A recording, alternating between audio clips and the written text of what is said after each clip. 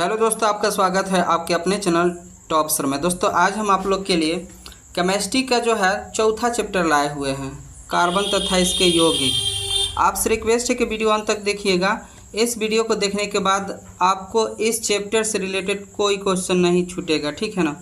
तो चलिए शुरू करते हैं। पहला जो क्वेश्चन है, जीवन शक्ति का सिद्धांत लिखे। तो देखिए, बार्जेलियस नामक वैज्ञानिक ने 1815 में जीवन शक्ति का सिद्धांत दिया था, जिसके अनुसार सभी सजीव पदार्थ में कार्बनिक यौगिक का निर्माण एक अदृश्य जीवन शक्ति द्वारा होता है। ठीक है, हो गया जीवन शक्ति का सिद्धांत। अगला जो क्वेश्चन है, कार्बन के अपरूप। दोस्तों कार्बन के अपरूप क्या है? तो कार्बन के अपरूप जो है हीरा है, ग्रेफाइट है और फ्लोरीन है। ठीक, अगला जो क्वेश्चन है दोस्तों, एल्केन का सूत्र होता है, देखिए CnH2n+2 होता है और N जहाँ है कार्बन की संख्या है।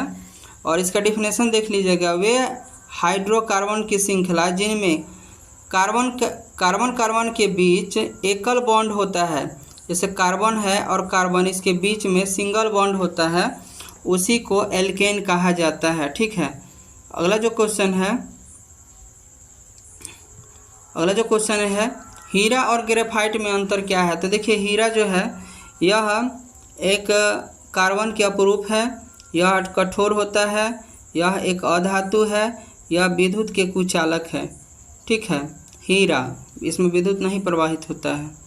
अगला जो पॉइंट है, ग्रेफाइट, यह जो है कार्बन के अपरूप है, यह मुलायम होता है, यह एक जो है अधातु है, यह विद्युत के सुचालक होता है। ठीक है, दोनों आप कंपेयर कर लीजिएगा और याद हो जाएगा। एक याद कीजिएगा, उसका अपोजिट याद करिएगा तो हो जाएगा। चलिए अगला जो क्वेश्चन है, सहसंयोजक यौगिक किसे कहते हैं? तो देखिए, सहसंयोजक बंधन से निर्मित जो है यौगिक, उसी को सहसंयोजक यौगिक कहा जाता है। यानी सहसंयोजक बंधन से बना हुआ जो यौगिक है उसी को कहा जाता है। चलिए अगला क्वेश्चन जो है, क्रियाशील समूह किसे कहते हैं? तो किसी कार्बनिक यौगिक में उपस्थित वह समूह जिस पर यौगिक का रासायनिक गुण निर्भर करता है, उसको क्या बोलते हैं? क्रियाशील समूह कहा जाता है।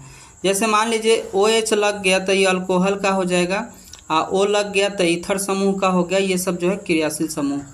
चलिए अगला जो क्वेश्चन है, एल्कीन किसको कहते हैं? तो इसका देखिए, सामान्य सूत्र जो होता है CnH2n होता है, N जहाँ कार्बन की संख्या है। और इसके डिफिनेशन यहाँ पर है, देख लीजिए कि वे कार्बनिक यौगिक जिनमें कार्बन के बीच में जो है डबल बॉन्ड पाए जाते हैं। यह आवश्यक नहीं है कि डबल बॉन्ड ही हो, प्रत्येक कार्बन द्विबंधन आबंधित भी हो सकता है और नहीं भी, केवल दो कार्बन के बीच में बंधन होने चाहिए। ठीक है, तो उसी को हम लोग एल्कीन समूह के बोलेंगे। ठीक है, मान लीजिए यहाँ कार्बन के बोला गया है डबल बॉन्ड, तो हम इसको बोलेंगे क्या? एल्कीन समूह। ठीक है, इतना ही याद रखिएगा। चलिए अगला क्वेश्चन जो है, सजातीय श्रेणी किसे कहते हैं?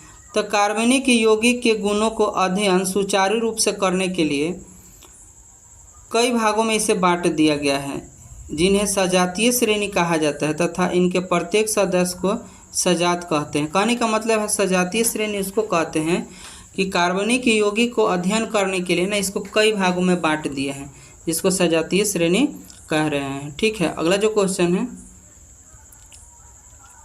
समवायवता किसे कहते हैं? तो देखिए, वे कार्बनिक यौगिक जिनके अणुसूत्र समान होते हैं लेकिन भौतिक और रासायनिक गुण अलग अलग होते हैं, समवायवी कहलाते हैं।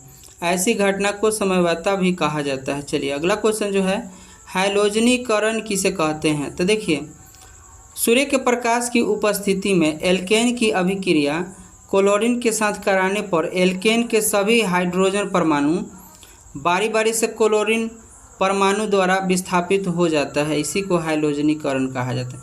कहने का मतलब है कि मान लीजिए कोई अभिक्रिया है, यहाँ पर है, यहाँ पर, तो किसी चीज़ से करा रहे हैं तो यहाँ से हट कर यहाँ आ जा रहा है बारी बारी से, तो इसको हम बोलेंगे हैलोजनीकरण अभिक्रिया। ठीक, अगला जो क्वेश्चन है,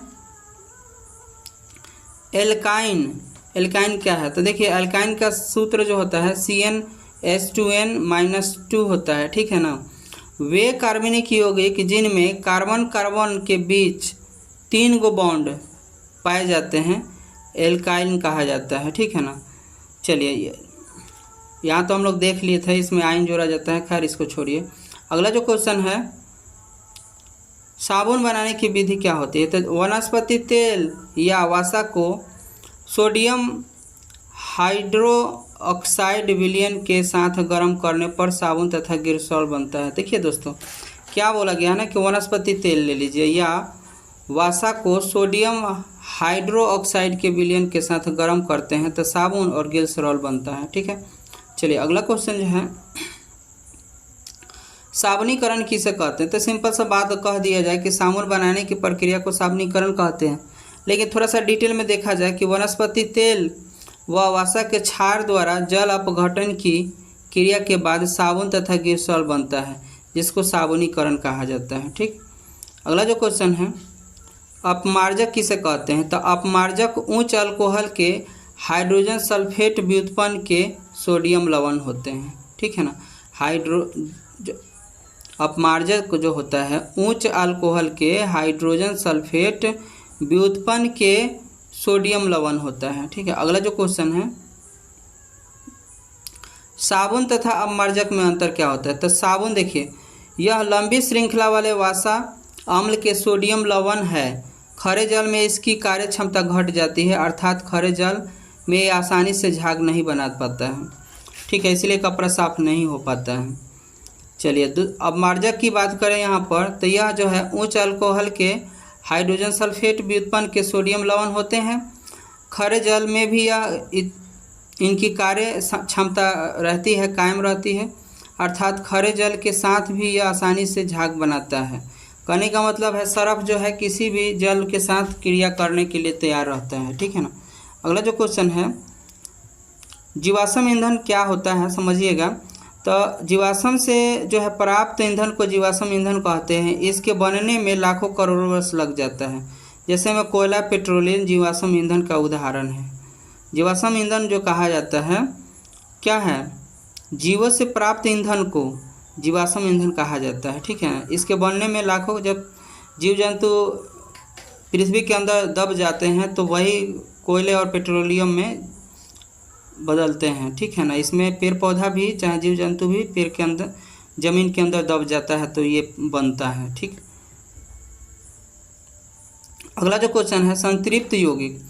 तो वे श्रृंखला जिनमें कार्बन कार्बन के बीच एक बॉन्ड उपस्थित हो। जैसे मान लीजिए यहाँ पर CH4, तो इसको अगर हम करें तो तो ये क्या है? कार्बन के बीच में सिंगल बॉन्ड है ना, तो हम इसको भी तो कह सकते हैं कि ये संतृप्त यौगिक है, ठीक है। चलिए आगे क्वेश्चन है, हाइड्रोकार्बन किसे कहते हैं? हाइड्रोकार्बन किसे कहते हैं और ये कितने प्रकार के होते हैं? तो देखिए हाइड्रोजन तथा कार्बन के संयोग से बने यौगिक को हाइड्रोकार्बन कहते हैं। हाइड्रोकार्बन 2 प्रकार के होते हैं, संतृप्त हाइड्रोकार्बन और असंतृप्त हाइड्रोकार्बन, ठीक। अगला जो क्वेश्चन है, उत्प्रेरक किसे कहते हैं? तो देखिए उत्प्रेरक उस पदार्थ को कहते हैं जो किसी रासायनिक अभिक्रिया में भाग नहीं लेता है बल्कि रासायनिक अभिक्रिया की गति को प्रभावित करता है, ठीक है। कहने का मतलब उत्प्रेरक एक तरह का एंजाइम मान लीजिए, वो भाग नहीं लेकर वो किसी प्रक्रिया को करवा देता है, ठीक है। अगला जो क्वेश्चन है, एस्टरीकरण किसे कहते हैं? तो देखिए अल्कोहल के सांद्रण सल्फ्यूरिक अम्ल की उपस्थिति में कार्बनिक अम्ल की क्रिया एस्टर के निर्माण की विधि में की जाती है, जिसको एस्टरीकरण कहा जाता है, ठीक। चलिए यहाँ एक क्वेश्चन है, देख लीजिएगा, यहाँ पर नंबरिंग डालने में छूट गया है। असंतृप्त यौगिक किसको कहते हैं? तो वे श्रृंखला जिनमें कार्बन कार्बन के बीच डबल बॉन्ड या चाहे 3 बॉन्ड उपस्थित हो उसको असंतृप्त कहा जाता है, ठीक है। जैसे मान लीजिए यहाँ पर है, देख लीजिए एथीन जो है C2 है, तो इसके बीच में डबल बॉन्ड हो गया और यहाँ पर H हो गया, यहाँ पर H हो गया, यहाँ पर H हो गया, तो इसके बीच में डबल बॉन्ड हुआ ना, तो हम इसको कहेंगे असंतृप्त यौगिक है। ठीक है, अगला जो क्वेश्चन है, एथेनॉल से एथेनोइक अम्ल में परिवर्तन को ऑक्सीकरण अभिक्रिया क्यों कहा जाता है?